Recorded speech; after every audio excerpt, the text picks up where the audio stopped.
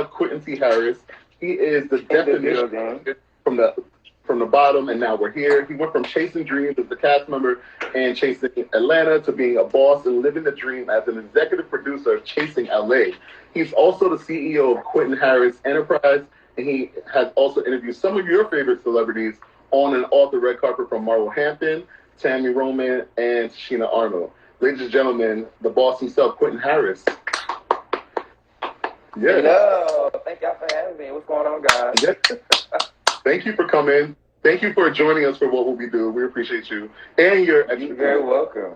Oh, thank you. That was a very wild game to get it started. So, like, I'm out in the deep waters now, so ask me whatever. Well, quick, a lot of people don't know that you've been in the world of entertainment and media for as long as you have been before reality TV. Tell us about yourself and your journey up until this point in your life. So I'm a little country church boy from North Carolina. Yeah, I'm definitely a PK all the way down, child. So I moved to Atlanta probably almost 10 years ago now at this point, almost 8-9 years ago, so it's almost 10. But anyways, I was there, and I started, before chasing reality, I started my own radio show. It was the #1 internet radio show in Atlanta at the time, and it was called Title. Thank you. It was called Title Q in the Streets, and I interviewed from A-listers to independent artists, and it was just a ongoing show, and it just picked up so much success that I had 3 years of it, and which led me into reality TV. But you didn't ask me about that yet, so I'm gonna stop. So that's what led me to, to the Atlanta, get into Atlanta. I didn't start in radio when I moved to Atlanta. I actually started as an assistant when I first got to Atlanta, which led me into, meeting people in radio. I was doing some minor networking prior to me moving. And so once I got there, things just kind of fell in place. And almost 10 years later, here we are. Wow. You've had a long story, too. So that's beautiful. I met you, by the way. I just want to say I met you some years ago, and you were just very nice. And thank you. Where did we meet? Yeah, you were very nice. So I appreciate that. Where did we meet? We met at the it was a chasing event for Lauren. Oh, was it her premiere party? Yeah. Okay. Oh, yeah, that was a good night. You were getting down.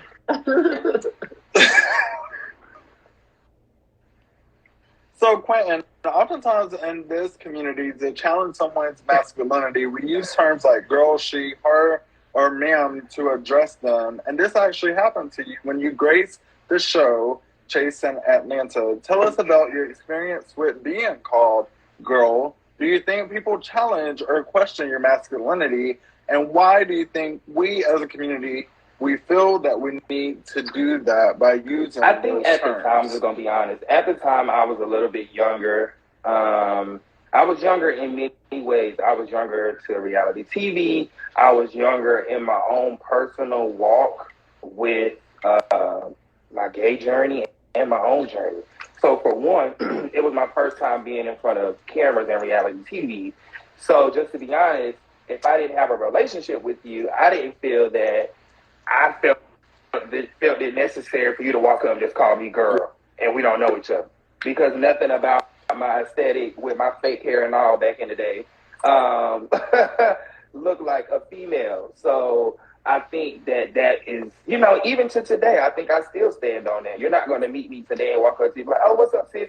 I think because of who I am and because I guess that I'm a public figure, that I'm a little more lenient with it now because people just love the show. They look like, people look at us like homies and homegirls and all that stuff. So I'm a little bit more lenient now. If somebody see me like, oh my God, cute, like, girl, I love Chasing Reality. Like, girl, I love that show. Like, I'm a little bit more lenient now because I don't like just correct it. But I think at the time, I was like, who is this new person calling me girl? I stand in that very heavy. I'm like, if I don't know you, you're not gonna walk up to call me girl. So I think at the time, like I say, I was younger in my walk with myself. Now I'm a little bit more lenient with it. But as far as, trying to charge my masculinity, anything like that, like, I wouldn't even give it that much credit. I wouldn't give it that, and that's no shade to me as an individual at the time. I just feel that, that was my natural response at the time, and people decided to run with it. But like I say, even in in 2023, you're not just gonna walk up to me, cameras or no cameras, and just be like, "Oh my God, hey girl," unless we have a relationship. Like that's like, plus now you're females using the B word. I'm sorry to cut you off, Jaeger. No, plus now I've seen you twerking, so you don't care now. You know what I'm saying? I'm definitely more loose now. I just think, like, I'm young. I was in the church. My parents watching, and I'm like, they gonna be like, I ain't raised no girl. And, this is before, we get to just decide our roles and all this stuff. I'm just speaking for me, and I just didn't want that. But, yeah, I love a good twerk. I love a good girl. I love a good snap. I'm sitting here now with a big-ass colorful fan. Things have changed with Quentin's years. It's not that it changed. It's just the fact that I've always been me. It's just let us build a relationship first. Right. Let you embrace femininity on your own terms and not people force it upon you. I think especially with pronouns being so serious nowadays. I don't want to be anywhere and I offend someone by allowing me to be called that, because we're already trying to have everybody outside of the LGBT community and our community get the pronouns right. So let's just not just be throwing them around. Like, let's respect people's pronouns. Let's ask people's pronouns and, somebody what they want to be called. I just wish that moment would have happened like that. But like I said, that was almost 10 years ago. So we was like 21, 22, 23, 24. We ain't know no better. We was in front of some cameras, but I did use it as a learning tool, but yeah, I love a good twerk. So call me girl, but let's have a relationship. All right, now y'all know Love in LA airing. Hell yeah. So I'm be. Okay. Man, we don't gotta rush. I'm just plugging my show. We're not rushing though. Wait, is the trailer coming on, or is the show is coming on? It's the series trailer comes out in 4 minutes. Let me grab my remote. Yeah, we working over here. So look, with all of your many projects you have going on, how important is it for you to show diversity in your productions? And can I ask a question? Why aren't there any thicker men on reality TV? Well, let me answer part one, then I have to answer part two. Wait, what was the first part of your question? You got me so excited to answer the second part. How important is it to show diversity? Oh, okay. It's very important for me to show diversity in my directing skills, and that was why I even created Love in LA, because first of all, if you are a Chasing Reality fan, we all know that Chasing LA didn't get off to the best of start with just from things that could have been done better on my end, from things from a previous voice of the brand, and it was just kind of it was downhill from here. And so I wanted to show something different versus me just getting, and I love Chasing LA, and Chasing Reality brand, but sometimes people can look at that brand or that particular lane of reality TV, like people just get together and argue all the time. And I wanted to create a different narrative.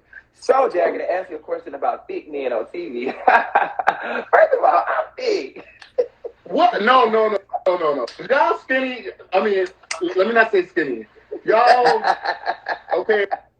Y'all be like, I'm thick. Lord. I'm thick. But damn it. I got some big boys on Love in LA. I have Thomas and KC. They're not like super slim, and they hold their thickness very well. So yeah. And that was another thing that I wanted to change, because I do see that a lot, Jaeger. And I always see, like, even me being a dark-skinned male and, thick men, I know that's something that we're having to work through. So that was even my reason, and that wasn't my only reason, because I just love their personality and what they bring. Y'all going to love them once you meet them. But that was one of the reasons for me bringing in, I'm looking at my screen now, Thomas and KC, because I just wanted to show that big boys, big black men, we have love too. It's love out here for us. Everybody in love, just not skinny meanies and little tweaks and all that care. No, you got big boys out here with love too. And we're multifaceted too.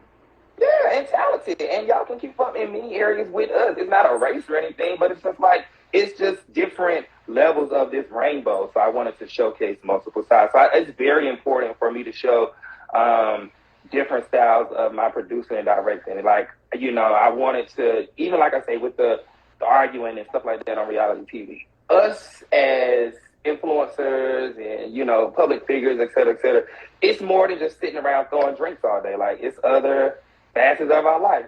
We're in relationships. We're in business. We do other things. Like, we actually can sit down and have, friendships. Like, it's all not just everybody being sneaky and conniving. So I also wanted to change the narrative of reality TV too, because with me being in this space, I don't want to come to work every day and be scared I'm gonna get a drink thrown on me, or energy is so high. So I just wanted to do something to change my pace, because I know that's not something I do in my everyday life. So I just kind of wanted to showcase something different. So you went from being a cast member on Chasing Atlanta to Chasing LA as an executive producer. How did that change come about, and what's the difference for you from being on the cast to being behind the scenes? What's the difference between being in front of the cast and being behind the scenes, and then my journey to being a producer? The difference is, oh my gosh, it's a major difference from being in front of the camera to behind the camera. But to be honest, I haven't really been behind it. I should have just stayed in front of the camera. I've been some drama from time to time. I'm like, I should have just stayed in front of the camera and just kept on working. But the difference for me is I think I was in a space where during my season, during my time on Chasing Reality, it was like the height of the season. It was the height of like the show, just across the brand. It was hot. And so I felt like stuff was getting a little serious, right? Which I know that is reality TV. So I felt like in my personal life was hot. Reality TV. When I go to work, it's hot. It was just a lot going on at the time. So when I moved to California, I definitely didn't want to be moved to a whole new city and be doing the same old things, right? I moved here to elevate. So I felt that, of course, my work should elevate. The things that I'm doing, people I'm around, everything should elevate. So I love being in front of the cameras. I created, some lifelong friendships on Chasing Atlanta. It definitely gave me a major boost in my career. We are the number one LGBT source when it comes to reality TV content. Thank you. Congratulations. So with that, I don't regret it. It was just a younger stage and space in my life, and so my transition to producing and directing. All right, it's 10 seconds into Love in LA season. Trailer premiere. Okay, it's premiere. Ooh. It's coming. Ooh, yay! I'm watching. You watching? Okay. I have it up. All right, so I'm gonna go ahead and finish my question while y'all are watching the show. Oh my goodness, yay! But another one. You have this new show, Love in LA. The trailer drops in right now. Can you tell us about the show, and have you found love in LA? Oh, that's a good question. So I'll answer the show part first, and then I'll talk about me. So the show Love in LA is, I wanted to create something different, something to showcase that we are more than just promiscuous little freaks out here that run around and fight all over Twitter. Thank you. And so I have chosen 5 different couples, 10 Black, gay, queer couples to just showcase them navigating through love, business, family, marriage, and et cetera, as far as things that they do in their everyday life. And that's what made me want to do the show. Like I said, I wanted to create something different. Sorry, y'all, I'm looking at the screen and talking to y'all. Yeah, they kissing. You see it. That's my married couple. They kissing. They be trying to eat each other alive every time they kiss. I be like, y'all better kiss.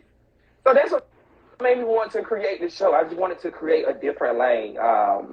We see 10 individuals all the time, but we don't see couples navigating one on TV. We had the one show that Carlos King had on Netflix, and they took away the seasons. They had one season, and it went away. And I was like, dang, like we finally got a positive show that showcased us doing something different, and it's gone. So that was definitely a spark. So yeah, that's the couples. Someone's not sexually attracted. I have couples who are they own a snow cone shop. I have business owners. I have a newly engaged couple. I have a couple who are navigating through their relationship, and then I have 2 newly engaged couples. So you get to see all avenues of them moving in together, fathers meeting, and you'll see an engagement on the show. Yeah. Who's this? Engagements is fun. Who's that in the money up? He seems very dramatic. He is going to be a fun character. So once we get out the live, you have to go dive back into the trailer and go search them up. That's Smith. They all are definitely some fun characters. Okay. That's the trailer. The trailer just aired. Oh. You are an artist. Like you are a creative. Being an executive producer of a show comes with a lot of responsibilities, including making hard decisions, like thinking for their services. Have you ever had to... I know Jaeger a little messy tail through that. I love how y'all are setting these questions up because y'all know I used to interview. So when I hear little key words, like earlier when you said, I forgot what you said, I just knew you were getting ready to ask me. That's why I started laughing. So with this question right here, I just started laughing because I know what y'all getting ready to ask me. All right, come on. Have you ever had to make that kind of decision? If so, how was it, and why? Wait, if so, who was it and I had to why? fire a lot of people. From cast to production.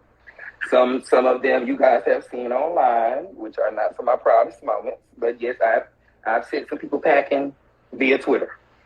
Pack your bags. It's never fun because with reality TV comes a lot of ups and downs. However, we are a family. Mess. So when you have to kick somebody out the house with all their trash bags that they arrive with their things in. When you arrive with your trash bag with your things in it, and when you have to put that family member back outside, sometimes it doesn't feel so pleasant. So yes, I've had to fire some people, guys, and yes, sometimes it had to be online. Amen. I have a question. Were they at least hefty trash? I'm not sure. I was peeping through the window. I didn't get a name. I didn't get a brand of the bag. Why y'all got me cutting up?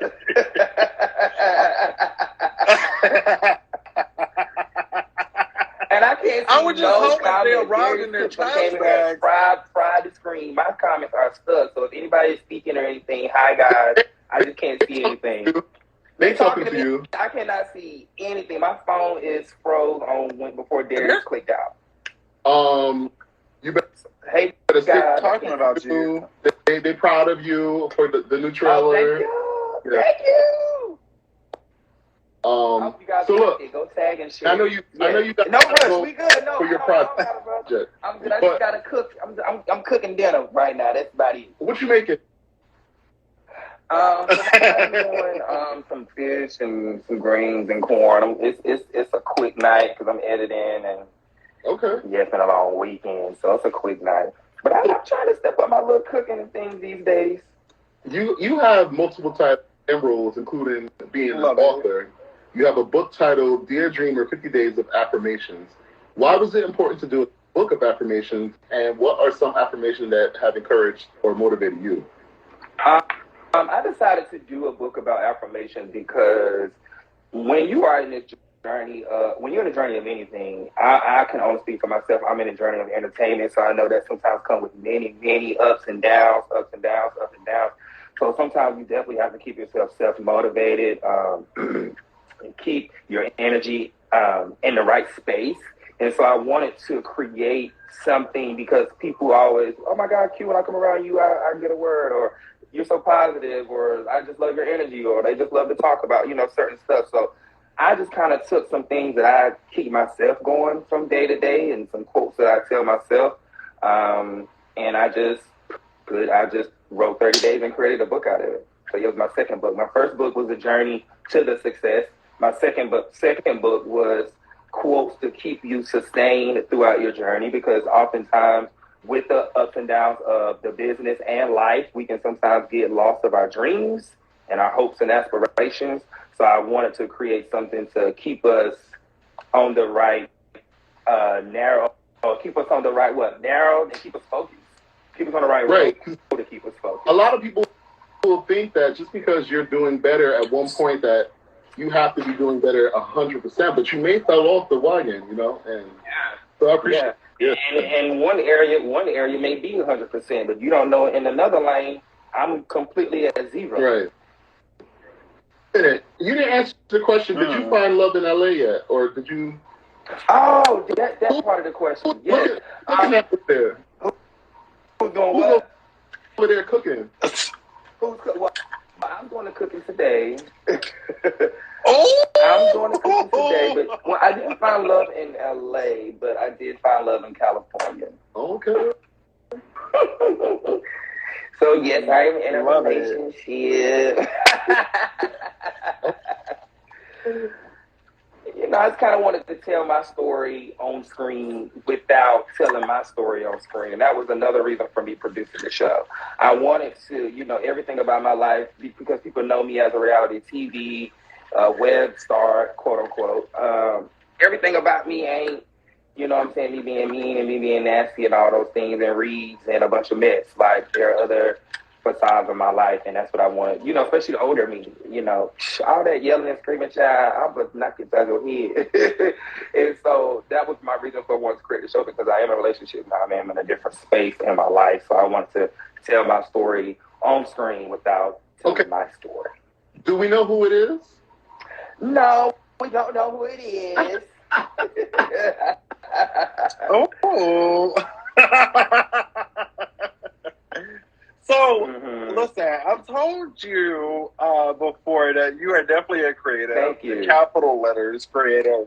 With lots of ideas, dreams, and projects. Tell us what's next. Oh, my goodness.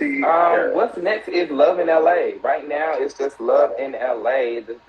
The series trailer dropped, I can't see, 13 minutes ago.